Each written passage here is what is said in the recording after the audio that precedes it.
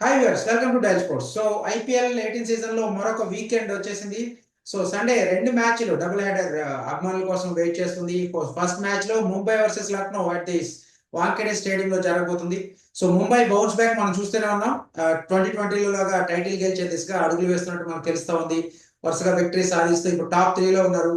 So లక్నోతో match లో మరి వాళ్ళ వ్యూహం ఎట్లా ఉండబోతుంది? లక్నో కూడా కొన్ని ఇష్యూస్ ఎదుర్కొంటుంది. సో మరి ఎట్లా ఉండబోతుంది ఈ మ్యాచ్? దీనికి సంబంధించి మనతో మాట్లాడడానికి జూమ్ ద్వారా అందుబాటులో ఉన్నారు ప్రముఖ cricket commentator, senior sports journalist and senior sports analyst Sudheer మహావతి.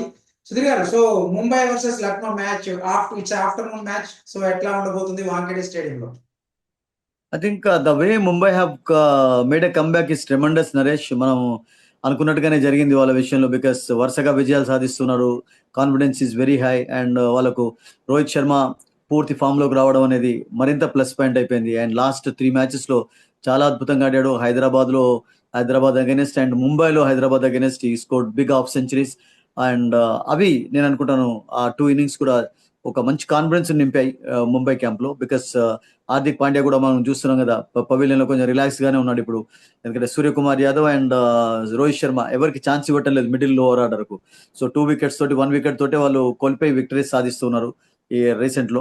So అదే ఫామ్ కొనసాగినట్లయితే I think it's going to be a tough match for Lucknow. But లక్నోకు నేను అనుకుంటాను లక్నో టీంలో కొన్ని మార్పులు కూడా కావాలి. ఎందుకంటే మార్పులు in the sense, first of all మొన్నటి మ్యాచ్ లో మనం చూసాం కదా, అసలు యాక్చువల్గా ఆ థింక్ ట్యాంక్ అనేది సరిగ్గా వర్కౌట్ కాలేదు. ఎందుకంటే రిషబ్ పంత్ అసలు యాక్చువల్గా ఎందుకు టాప్ ఆర్డర్ లో బ్యాటింగ్ చేయలేదు?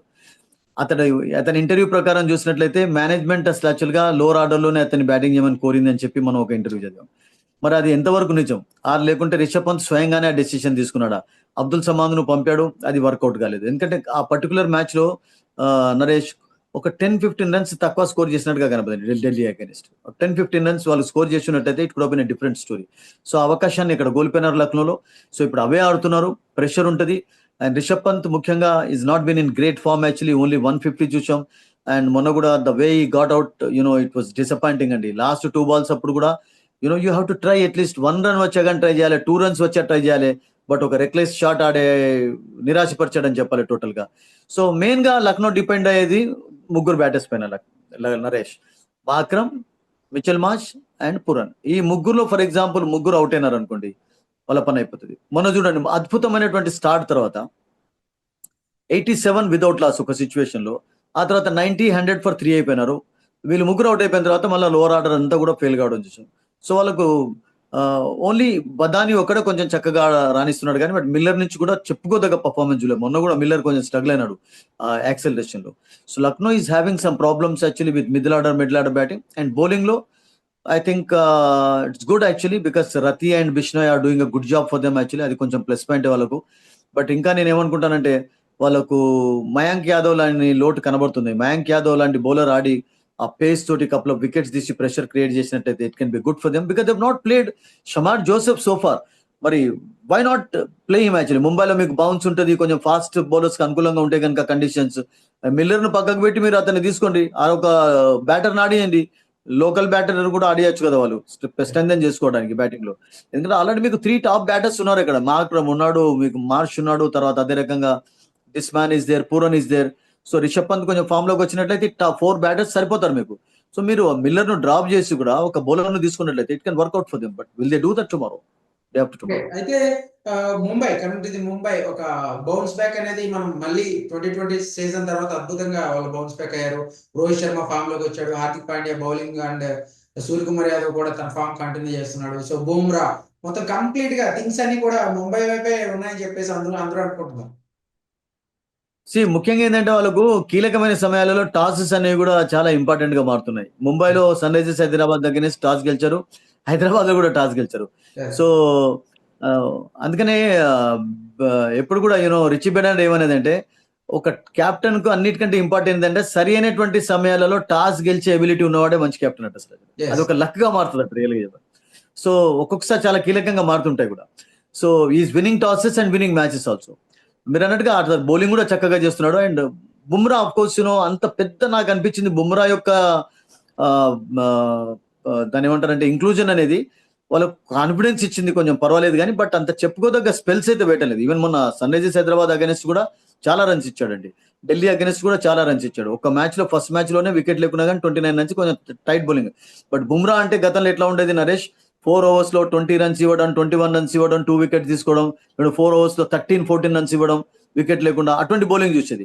సో స్టిల్ యాక్చువల్లీ అక్కడ కొంచెం బుమ్రా యొక్క దాన్ని ఏమంటారంటే ఇంటెలిజెన్స్ వాళ్ళకి కావాలి అక్కడ, because Bumrah is leaking runs.